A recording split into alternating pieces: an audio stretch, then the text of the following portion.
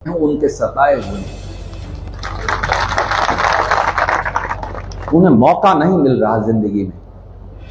उनके पेपर को, उनके भविष्य को मनोहर लाल खट्टर और दुष्यंत चौटाला मंडी में बोली लगाकर बेच रहे हैं। इसलिए 17 किलोमीटर हम पैदल चलकर गए थे। उस जालिम का दरवाजा खटखटाने के लिए, जोड़ी फैलाकर उन बच्चों के लिए, हमारी बेटियों और बेटों के लिए न्याय मांगने के लिए।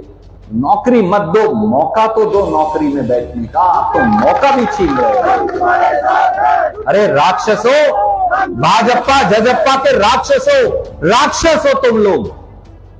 भारतीय जनता पार्टी को जो वोट देता है और भारतीय जनता पार्टी का जो समर्थक है वो राक्षस प्रवृत्ति का व्यक्ति है। मैं आज महाभारत की इस धरती से श्राप देता हूं। जाकर पूछना है तो उस बच्चे के, उस बिटिया के, उस बेटे के मां बाप से पूछो, तो कहता मौका तो दो, नौकरी मत देना। जब मिलेगी मिल जाएगी यार, पेपर में बैठने की इजाजत तो दो। 3,59,000 बच्चे पास हैं काका, उनका क्या कसूर है? 4 साल में पेपर पास किया। अब खट्टर साहब कहते हैं तुम्हें पेपर में बैठने की इजाजत दी, इसलिए हम पैदल चलकर गए। रघुवीर भारद्वाज जी यहां बैठे, कई और साथी भी जींद से आए, वो भी यहां नेतागण बैठे। किरण जी, हम सब वहां चलकर क्यों गए थे जींद पैदल?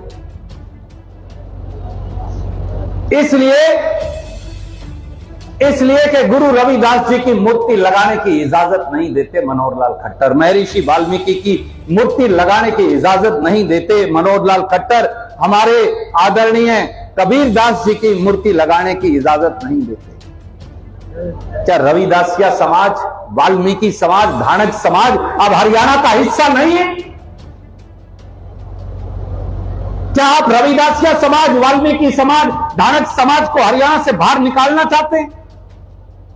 क्या ये गरीब अनुसूचित जाति के लोग सेकंड रेट सिटीजन है? क्या ये अपने गुरु की, अपने परमात्मा की मूर्ति भी नहीं लगा सकते? अरे न्याय देना तो दूर है गरीब आदमी को। राक्षसों, तुम तो उनकी मूर्ति लगाने से रोक रहे हो। इसलिए रणदीप सिंह सुरजेवाला, इसलिए किरण चौधरी चिलचिलाती गर्मी में आपको पैदल चलकर उस अन्यायी सरकार का दरवाजा खटखटाने के लिए, उस अन्यायी सरकार को आह्वान करने के लिए, ये कहने के लिए कि अभी हम जिंदा हैं। गरीब पर अत्याचार करोगे तो हमारी मुट्ठी उठेगी, हम न्याय करवाएंगे। किरण चौधरी जी ने एक बहुत बड़ा कार्यक्रम महेंद्रगढ़ में किया, श्रुति चौधरी जी ने, और उसके बाद लोहारू इत्यादि में किया। क्यों किया था? क्यों किया? इसलिए कि पेट और पीठ एक करके वो गरीब किसान जो सोना पैदा करता है, मनोहर लाल खट्टर और दुष्यंत चौटाला ने उनका अधिकार छीन लिया था। ये वो आवाज बुलंद करने गई थी।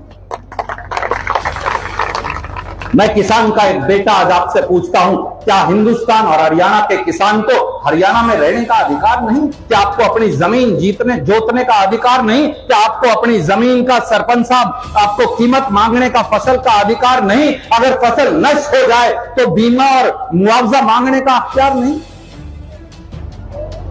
परंतु खट्टर साहब कहते हैं कि है नहीं, दुष्यंत चौटाला कहता है नहीं।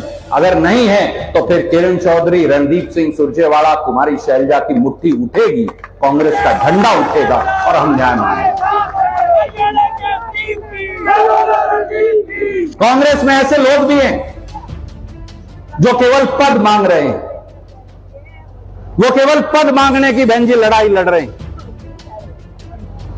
हम पद मांगने की लड़ाई नहीं लड़ रहे, हम आपके दुख और तकलीफ को हरने की लड़ाई लड़ रहे हैं। हम में और उनमें यही अंतर है।